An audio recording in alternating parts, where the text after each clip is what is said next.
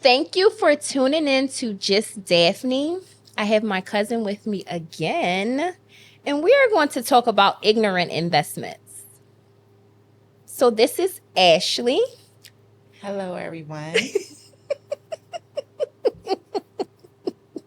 So, as you know, if you have been watching the podcast, especially the one with me and my cousin, we do laugh a lot because the behind the scenes is just funny. So, ignorant investments, we're going to talk about it.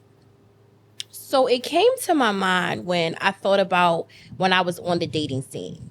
So even though I'm single right now, I wouldn't consider myself on the dating scene because I'm not dating.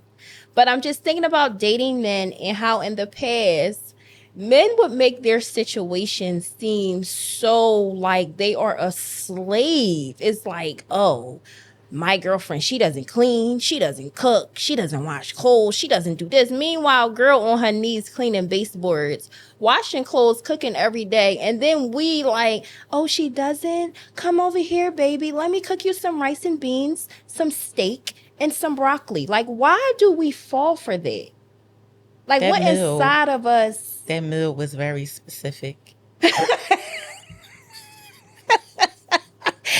It was real specific. But why do we do that? Like, when someone tells us something, we actually believe it. And then our mind is like, they're cheating with us. Like, we realize they're cheating with us. Why are we so vulnerable with that? I think honestly, it goes to just who we are, like the broken versions of ourselves. We tend to, I'm gonna just say, we're delusional at times when it comes to men and what they're saying. It's like they're a different version of themselves with us than they are with whatever other situations they have going on. And so they put on a representative and make us think that there's something that they're not.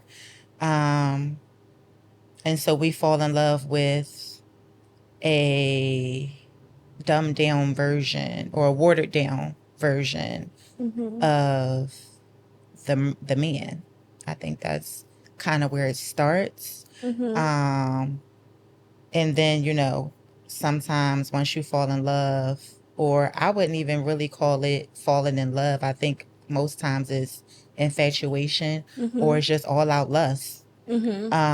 And we just become delusional to like all of the things that are right in front of us, all of the red flags Mm-hmm. that are in front of us, and we just be along for the ride. Right. So at what point, because I was thinking about this for myself, because I always like to evaluate myself, it's like at what point do we say, is he lying? It's like I can't think of the actual moment when I was like, is he lying? It just was like, oh, he a liar. And I've spoken to women who may be with someone who isn't honest, and they'll just be like, oh, he be lying all the time. But it's like a norm. And I noticed that it is very prevalent in our community. It's kind of like we're with, it's just like, oh, he a liar. Or, oh, he's married. Or it could be like your grandfather that he has a whole girlfriend he been with for 65 years. Like, why is that okay? So I think it goes back to like we talk about generational curses and we look at it from certain perspectives, but we don't look at it from like all the possible angles. Like for instance, like you just said, like your grandfather might have had a whole family up the street. And so your grandmom is used to a cheating man. Mm-hmm. And the kids grew up in the house. Sometimes they knew about the kids up the street, sometimes they didn't. But because your mother is used to it, they instill certain stuff, especially in their daughters, of like, oh, well, he a good man because he pay the bills, or he a good man because he provides for the home. But meanwhile, your bills are paid, your belly's full and your lights are on, but mom crying herself to sleep every night, and that's not what she's telling her kids. So they see an example of like tolerance, like they tolerate a lot. And then I think also with just how the society is today in terms of like the younger women, I don't know if it was just the TV shows, because I feel like reality TV really like damaged a little bit of our youth, or like I guess the generation after us. But I feel like they just don't really have like just basic morals and like certain things anymore that like I feel like with our generation those things were instilled in us, whereas the generations after us, or maybe just like probably our same generation but just like a little younger than us, like they don't really have no morals.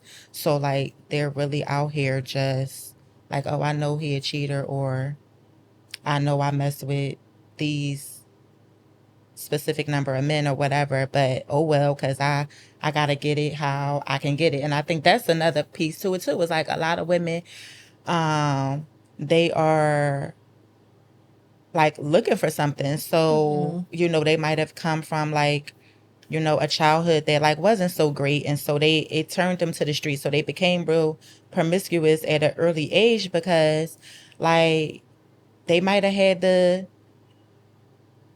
have sex with a street guy or something because they didn't have food. Or like I know people that like couldn't get like pads and stuff like that. So like it made them really just hard, and like they're just out here like really just trying to survive and by any means necessary. So if it means like doing whatever, like they gonna do that. So I think that plays a part into why people really just don't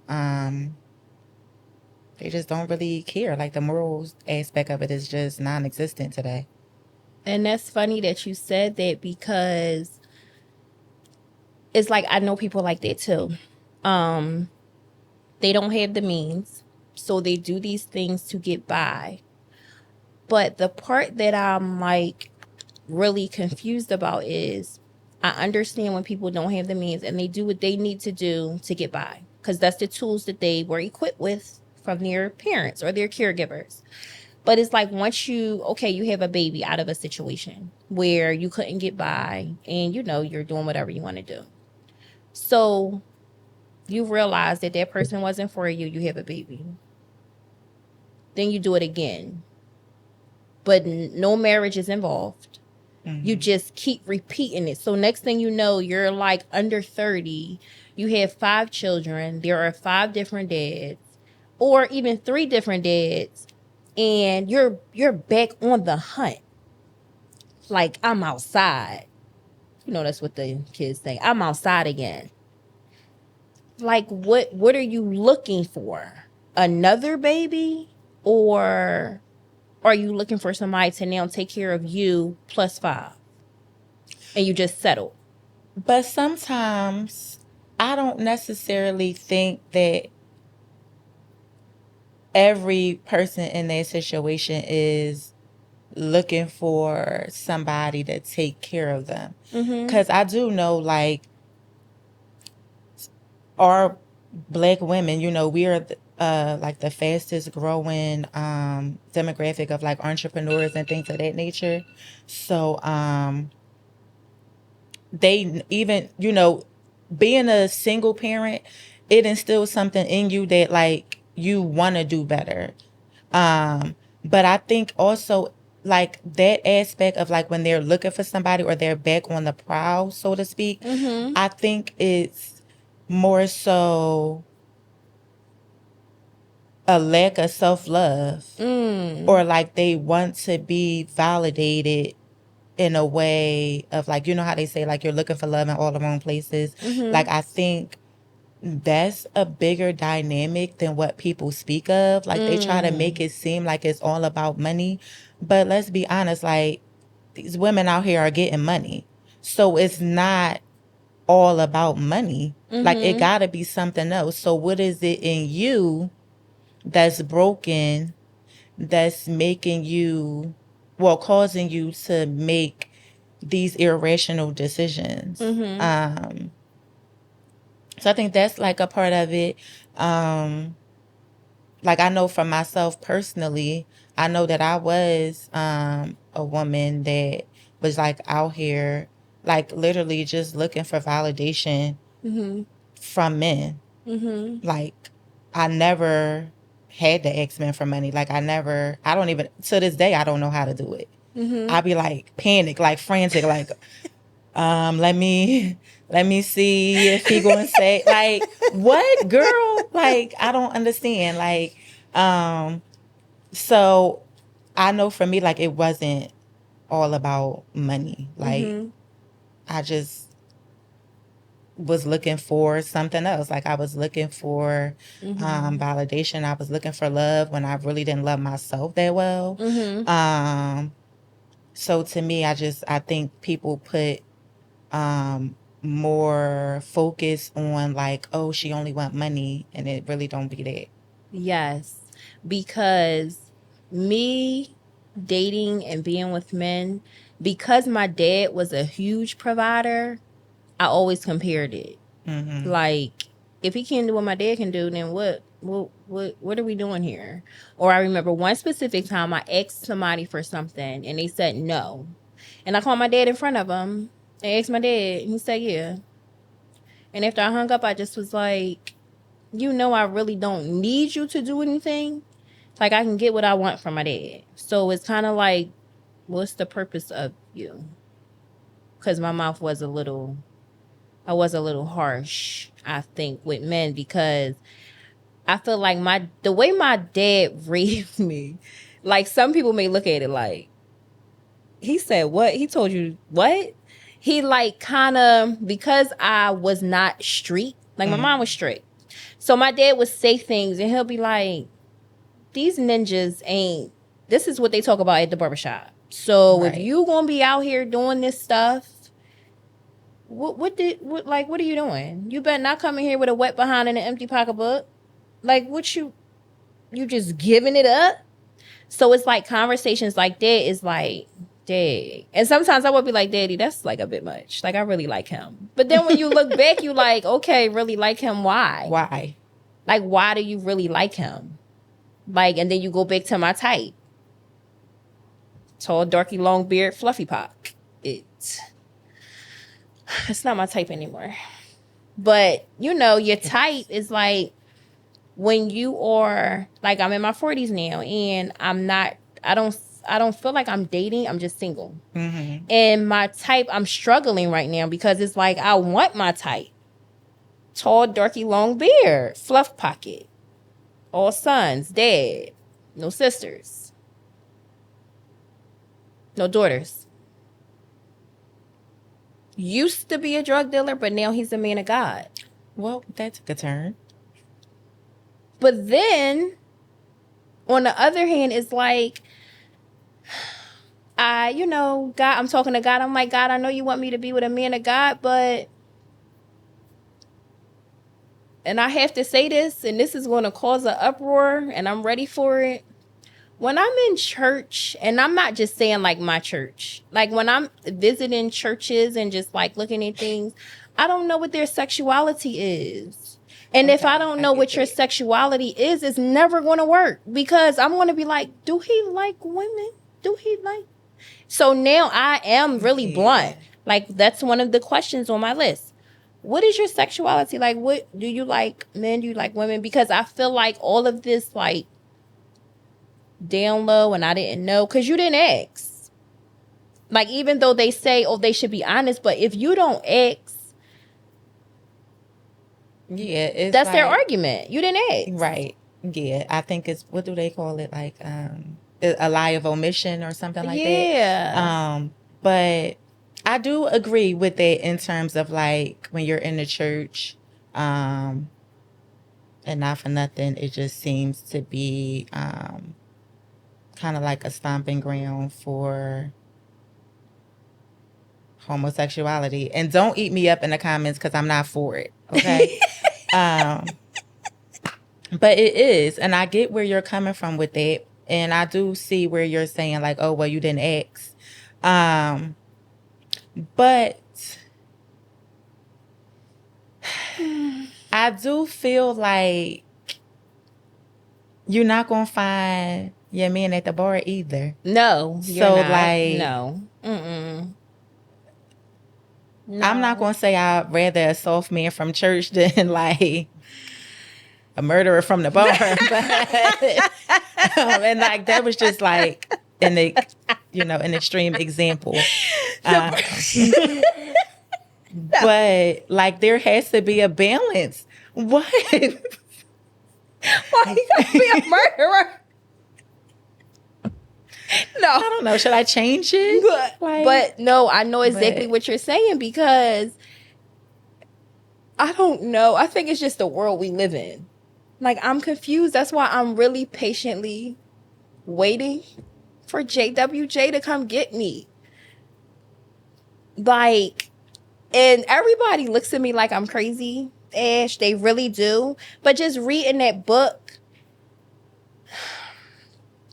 everything I wanted a man to say, like with questions or how they respond, he said it. I didn't tell him to say it. He said it. So I had to get the audiobook so he could read to me. But we're not going to talk about that no more. But that's... So then you feel like that's your soulmate. I do. Because he say everything I need him to say. And he's healed. And we were on his healing journey. And now he's a man of God. You see him at that table. He said, let me tell you about God. Almost dropped my phone. Get your life together, so man. That's why I'm not dating. I can't. I mean, on the low, I am waiting for JWJ, but on not the low, it's just like, I don't know. I honestly don't know. And then my type. What did I say? I said long beard. Who has a long beard? I'm a woman of God now. I'm not. The long beard crew is, we're not equally yoked. Right. You know what I'm saying? Right. Mm-hmm. Like, and there are some men who have a long beard that they don't follow that specific group. But it's still... And then I feel like everybody I do meet, and even if it's an innocent conversation, they're attached to somebody. Mm-hmm. And I'm at the point where I don't have time. I don't care if you're not happy. I don't care if she don't cook clean. I don't care if she don't give you sex. I don't care about none of that. It's not going to make me be like, I'll get it. No. And see, I'm at a point where, like, if you are entertaining someone else, I don't even want to be bothered. Right. Like, I've been, and just being honest, like, I've dated married men. I've dated, well, I can't really say I dated men that, like, had somebody else. Like, I just knowingly dated them and they had somebody else. But the only instance of that would be if the person was married. And I do believe that, like, in some instances, it was separation. But then they went back. Right. And so it was like, okay, y'all were separated. And then you went back. And now you got your cake and you eating it too. And so, but now at this point, it's like, I'm invested. So how easy is it for me to walk away at this point? Because now I'm invested because I done spent 99 months with you. And now... you going back home to whoever. But just, I say that to say, to kind of tie it all into like the ignorant investment piece. That's a part of it. It's like, you invest so much into men because you're looking for something. And you can turn that around and invest that into yourself, invest that into your relationship with God. And then maybe you will find your knight in shining armor, but it's like you're forcing something that wasn't even meant to exist. Like like literally you're trying to put like a square peg into like a round hole. Like it's never going to work. And I know for me, like, I personally, like, when we talk about investments, like, Mm-hmm. I'm taking it to like the literal investment. Like, I mean, I've bought properties with people, like, I've started businesses with people. Mm-hmm. Um, and like, we weren't married, we were just Mm-hmm. business partners. Um, and then, you know, when things went awry, it was just like now we going through, and I don't even want to call it divorce, but in a sense, it's a Mm-hmm. divorce. It's a Mm-hmm. divorce, and you wasn't never even married. Now we got to divvy this stuff up. Now we got to do this. We got to do that, and it's too much. And like for Yeah. me, I'm the type of person where like I'm smart enough to go make money again. So like you can Mm-hmm. have it all. Mm-hmm. Like I it don't matter to me. I know some people will, you know, fight tooth and nail down to the last dime. Yes. I don't care. Like Yeah. money has never been like a motivator for me in that Mm-hmm. aspect. So like I mean I've walked away from a lot on multiple occasions. Mm-hmm. Not even with the same person, but like just because I felt like I was more confident in myself. And so once Mm-hmm. I started to learn myself and start to love myself, Mm-hmm. it was like, oh, I know I can I I know what I brought to the table to make this happen, and like Mm-hmm. I know what I'll be able to do outside of that Mm-hmm. situation. So I think like as women, we really need to like learn ourselves better. Mm. And that's like the journey that I've been on for the last um like almost a year. Mm-hmm. Like just learning what I like and what I don't like. Mm-hmm. Learning um what makes me tick, Mm-hmm. learning what gifts God gave me, Mm-hmm. like really honing in on those things because I got tired of being in a point of like always having to bounce back from something. Like, let me Yes. have my own stuff. Well, I've always Mm-hmm. had my own stuff. Like, um, you know, have my own house and my own car and my own this, my own, like whatever. But Mm-hmm. it was like when you start investing into these men, especially men that are like not your husband, Mm-hmm. it becomes, you know, a lot, and it takes away from your return on your investment in yourself. I Mm-hmm. mean, not only did I walk away from like property and like businesses and things of that nature, but I got a gambling addiction from a whole different person. Mm-hmm. Like now I got, you know, I took on his demon, and so now I'm gambling. What? Like that ain't even me. Like how did this happen? Mm-hmm. So now it's like, you know, not only do I gotta um heal from the loss or the separation, the breakup, now I gotta heal from an addiction that wasn't even mine to begin with. And now Mm-hmm. I gotta, you know, fight that, you know, a whole separate battle.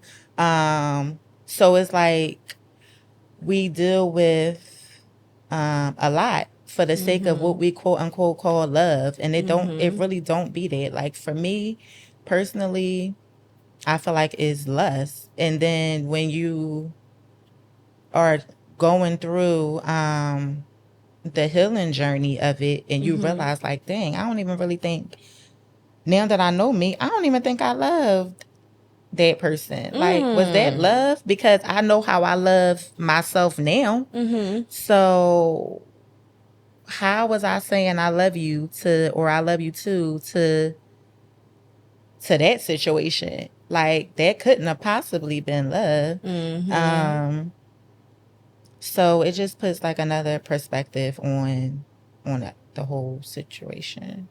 And that, how you put that perfectly, like how we invest in stuff and we take on stuff. So for the last, since I want to say March 2024, I've been on this healing journey.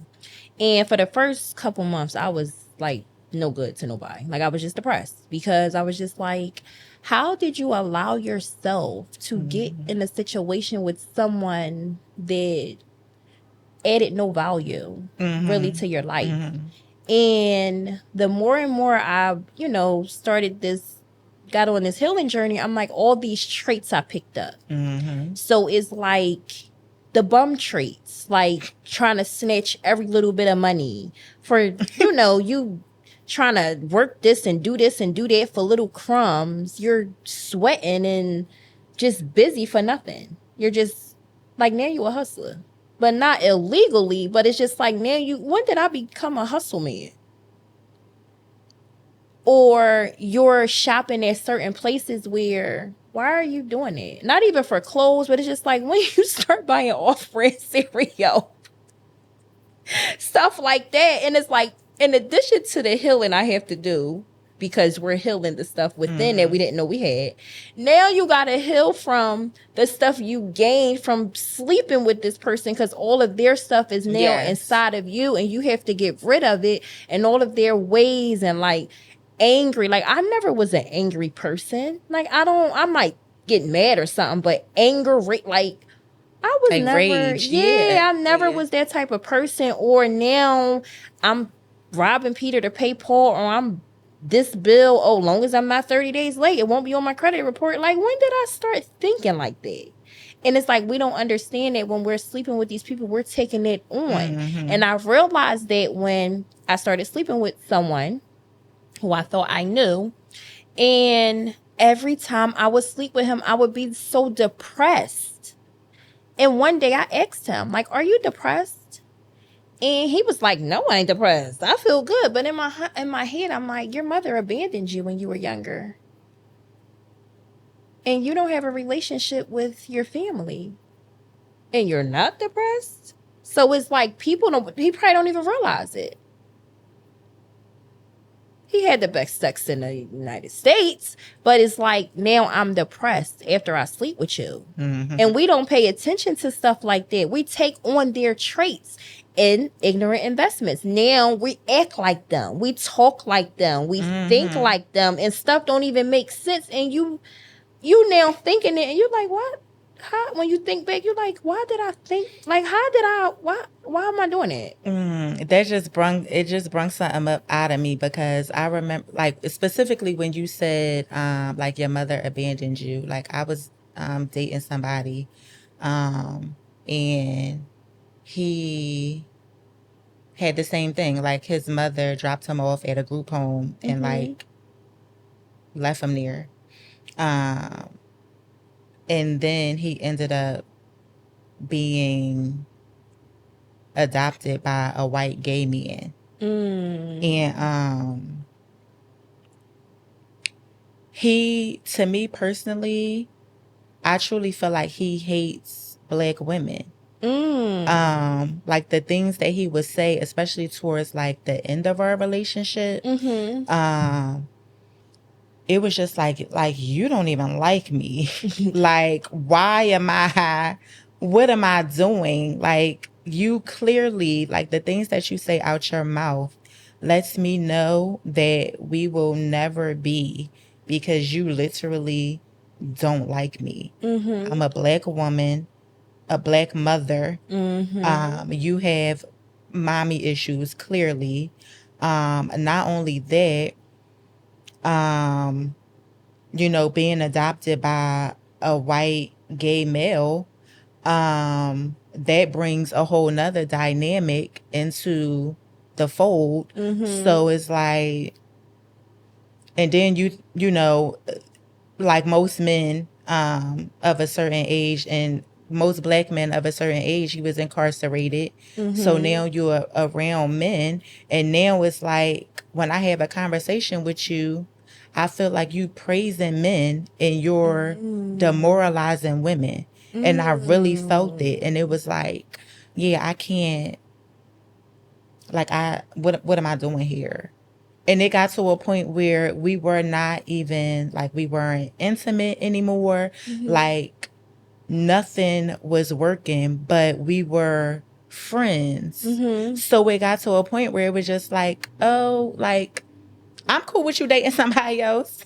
I'm gonna date somebody else, and like we cool. Right. But like I know you're not for me, and lo and behold, like he's now like with a white woman, and at first it had me in the space of like, well, dang, like what, I'm not good enough, or like you don't like your own women, or like all of the things. Like I'm looking at myself like, what could I've done better?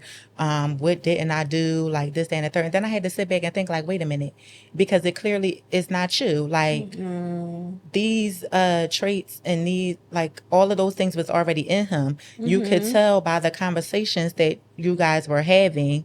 So you just chose to overlook it because you were, again, infatuated with that man. And for what, I don't even know, because like it wasn't like we had like a sexual chemistry or anything like that. I think it was more so of like a protector. Like he was like a fierce protector. Like I felt safe. And so that's what kept me there so long, is because I felt safe. Right. But then when I no longer felt safe, I was just like, oh, you can do it. Like, you go ahead, do you. I'm about to do me. And like, if you answer the phone, you answer the phone. And if you don't, you don't. And I think that was another dynamic too, because he was the type of person that like, I don't care what time of day it was. When I called, he answered. And so that made me feel like, again, safe. Like, I never had nobody that answered the phone every single time I called. It could be 3 p.m., 3 a.m. If I call, he's answering.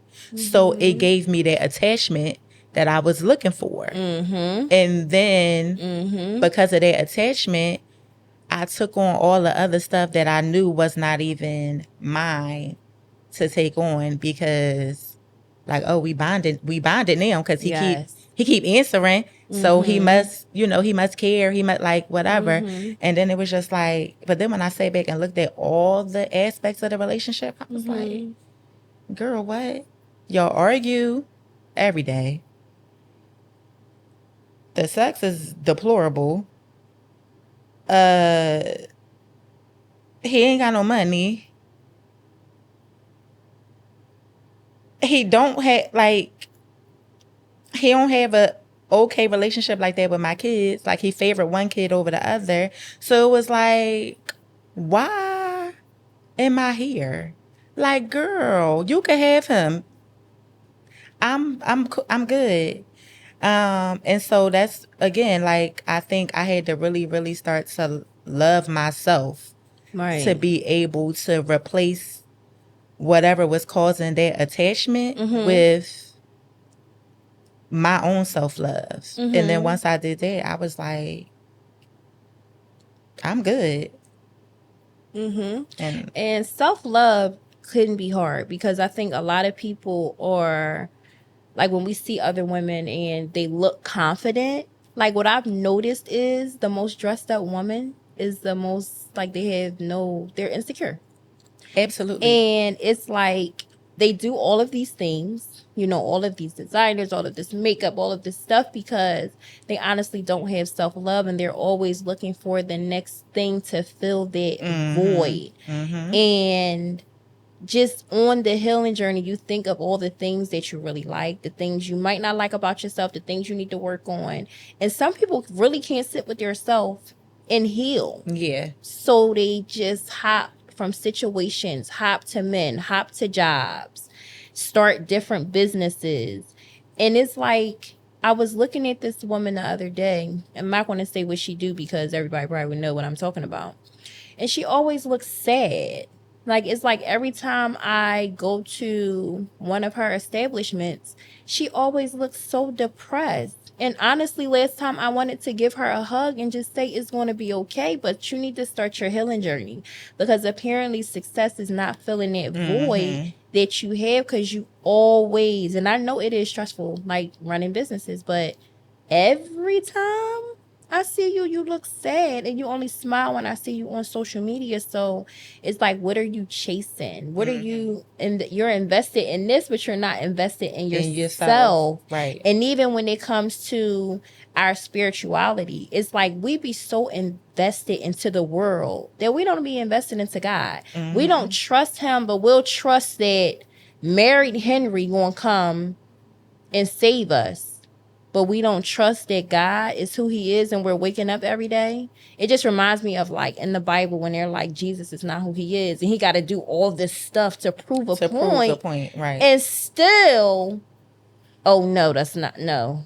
It's kind of like we're out of breath trying to, these people we're invested to and we believe them. We have so much faith in man and we don't even have faith in God.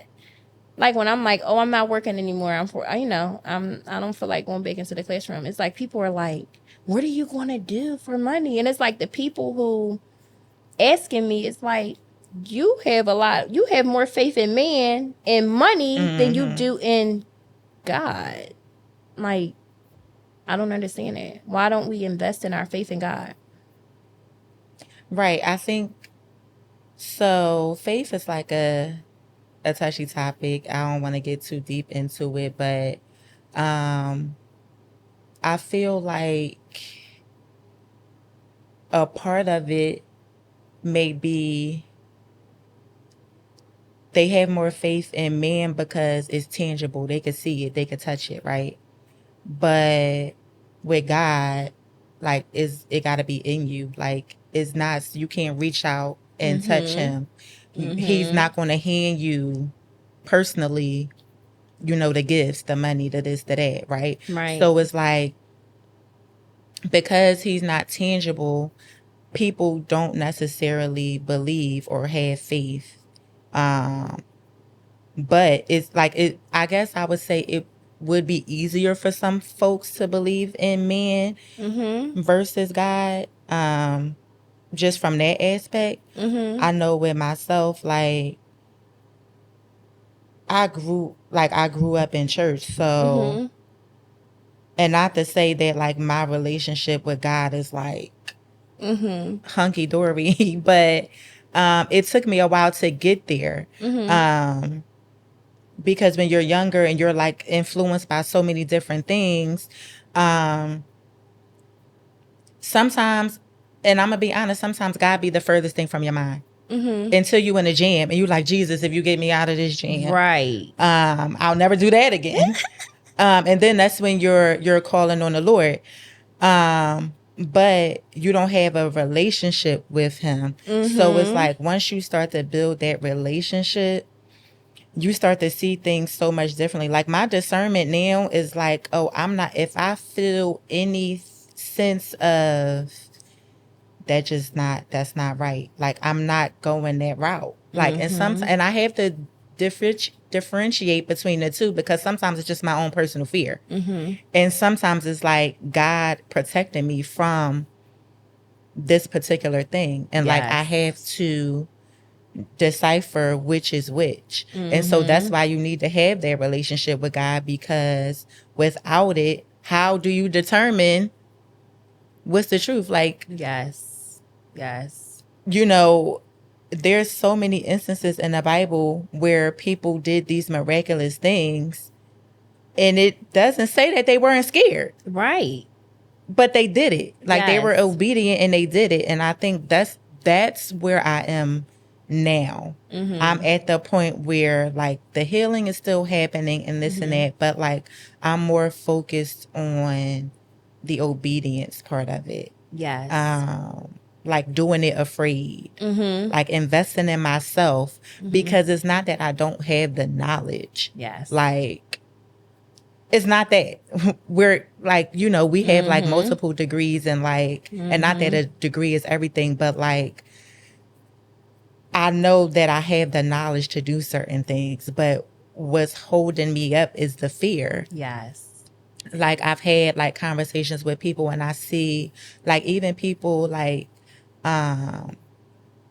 that I know like personally, they have like businesses and like they're doing all these things. And I'm like, dang, like they doing like all of these things.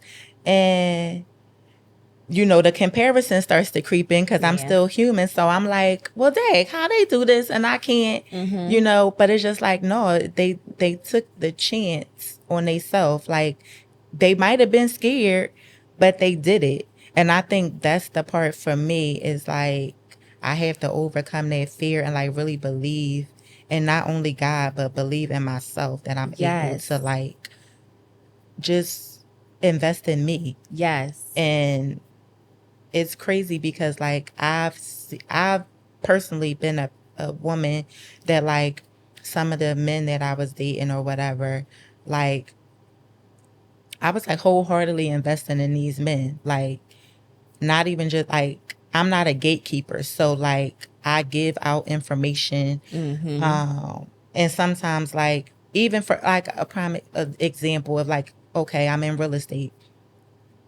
I'll sit on the phone with somebody for 2 and 3 hours and just give them like the game, like tell them what to do, this, that, and the third. And then I'll look up and like they'll be doing what I said with somebody else. And I'm like, and that's cool.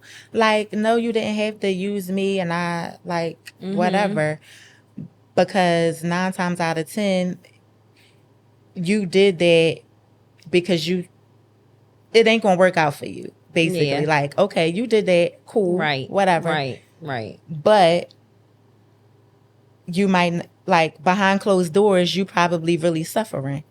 And so I had to like take that out of it too and like really just be like, you know what? Let me just stop being so scary and like really just take a chance on me and like see where that gets me for once. Instead of like doing certain things. Like for instance, like I got into real estate like development and investment because of a man. I started like playing in the stock market because of a man. And I have a whole finance degree. But I did it because of a man. I started gambling and like was making pretty decent money because of a man. Like, what idea of mine did I actually see to fruition that was just solely me? Right. And I think like when I look at that, especially now with this part of my life, I look at that and I'm like, dang, like I did, I benefited off those things, but was it really me? Like, I don't feel like it was me pushing myself. Yes. So now is the time, like I have some like ideas in my head that I'm like trying to put together, and I'm like, you know what, you have to do this because like you have to do it for you. Even if that idea doesn't work the way that you thought it was going to work or whatever, like you won't never know if you don't do it. Yep. So it's like I have to just take that leap on my own, and yeah, that's where I'm at right now. Yes. All right, so we talked about investing in men. What about like women? Like, our girlfriends. Why are you laughing, Ash? Because so I feel like, and look, I'm getting all squirmy in the chair because hold on. But no, I feel like I've been in a lot of friendships where I was investing in my friends, but it wasn't reciprocated. And it comes to a point where you have to take inventory of yourself. Like, are these people for you? Just the same way we walk away from a man, sometimes we have to be able to walk away from these girlfriends that are toxic, that are envious, that are praying for your downfall but smiling in your face because you're at the bar together. Like, we have to be able to walk away from them too, because just because y'all might have known each other since y'all was in the sandbox, that does not mean that that person is for you. And I had to learn that. Like right now, I don't really have like very many friends. Mm-hmm. I feel like I have like one friend that like we've been best friends since we were in high school. Mm-hmm. And I have like a lot of new friends that I'm like developing relationships with. And I think that's the thing too, and not to like jump all over the place. Mm-hmm. But I feel like for whatever reason, we were in this culture of like no new friends, no new Yeah. friends. And I'm like, why not? Right. Like now I'm at a point where I'm like, why not? Yeah. Because where you get, how far did you get with these old friends? Mm-hmm. Yeah. So like we have, and that's, you know, discernment plays a part in that. Mm-hmm. Just knowing yourself plays a part in that. And it's like, you have to be able to just have that same energy across the board. Yes. Not just men or like girlfriends, even family members. Because I think too, with that, when you're going through a process, and you really doing the work, some family members are seasonal. Yeah. Yeah.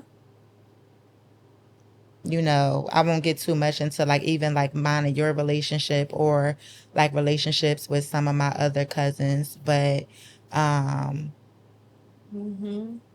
know, I think that it comes a point where you have to look back and see if you're being poured into the same way that you're pouring out. Yes. And that's real. That's the thing. Like, especially like now with me, well, not even just now, but like I've had like several healing journeys or spiritual walks. And I noticed that certain people, when I'm like really into like my walk, they stray. But then when I'm like, hey, you want to go out, or it's karaoke night or whatever, they're like all down, you know, for those things. Yes. But I'm like, you want to go to church? And I don't hear from them. Right. And so I had to really think about that, like friendships. Like I had to kind of remove myself from certain situations. And yeah, it hurt. And yeah, I miss them. And it's a form of grief. Yes. Because people just assume or just think that grief is just about the dead.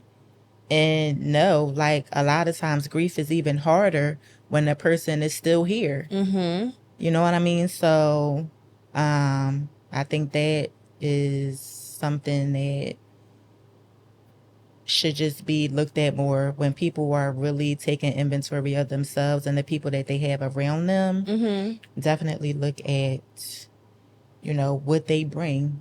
Like, what value do they add to your life? And not value as in dollars. Yes. But like, do they bring you peace? Do they bring you comfort? Do they bring you understanding? Are they honest? Just like those things. Like everything's not about a dollar. Like I mean, for me, I truly don't care about money. And I know that like some people, that's the thing. I mean, I've had situations where I've paid friends bills, never got the money back. I've had, you know, fed people. And I'm not talking like we out to lunch. No, I'm talking groceries. Wow. And like I did it because it's in my heart to do. Right. But if I can't call you for a ride, or if I can't call you to watch my kids while I go on a job interview, or if I can't call you for the simplest things that don't even require money, then what are you here for? Why are you in my life? And I had to like really sit back and look at that. Like, I'm doing this, I'm doing this, I'm doing this. And I had to really learn how to say no. Yes. And when I learned how to say no, the backlash was uncanny. Yeah. Like, And it's funny you said honesty, because I have an associate. We're not even going to say a friend. I have an associate I've been associating with since middle school. Always been a habitual liar. She's always been a habitual liar. And even in middle school, it was like I felt like we were friends because we both dressed nice. And then it went to high school, we just dressed nice. But it's like when we're saying the word friend, we have to be very careful, because number one, if you have a friend that talk about everybody, they're talking about you too, to everybody. And it came to a point where me and my other friend, like we had to divorce her together. I was like, listen, we're too old to keep saying that's just how she is. So we both not doing it. Okay? You on board? We leaving her. We leaving her alone together. Like we, because it's like, speaking of healing, it's like it was something within that little girl where she felt like she had to be a habitual liar and a backstabber. And she took those traits on, and she treats everybody like that. Nobody is off limits. Like, so, like you're saying, you have to think about it. Is this really my friend, or is we just bonded because we both dress nice?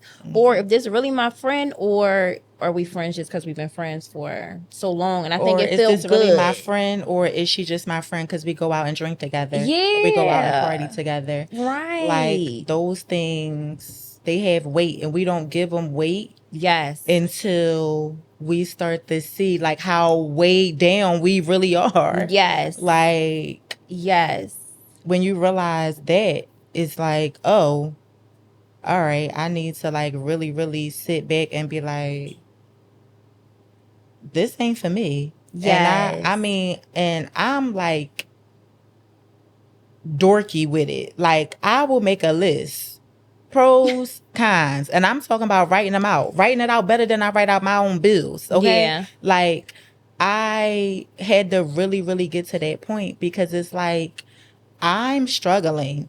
And if you can't see that I'm struggling, and you can't call me to see how I'm doing, but you can call me to ask me for something, I don't think you're the person for me. Exactly. So there's no love lost.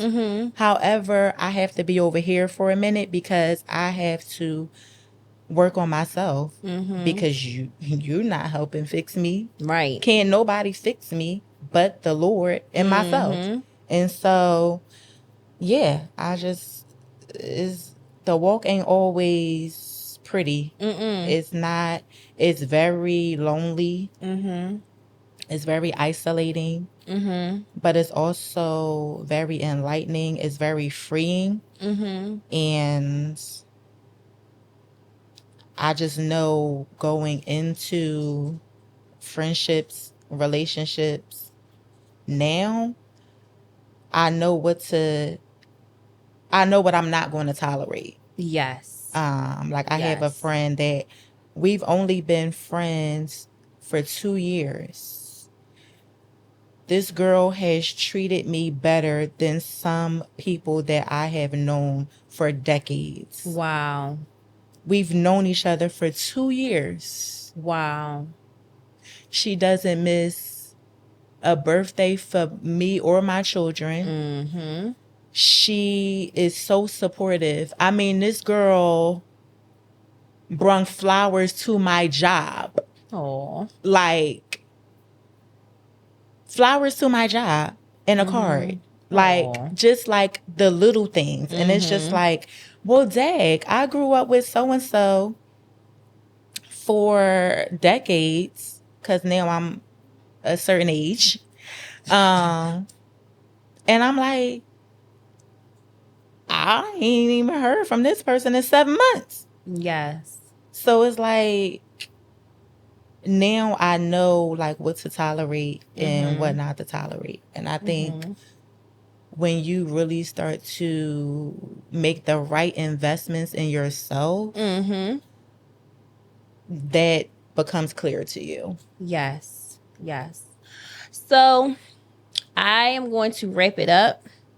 I think this was a very, very great topic of investing in yourself. And kind of paying attention to the things that we are spending so much time investing in, whether it be a business, a job, a significant other, or a friendship.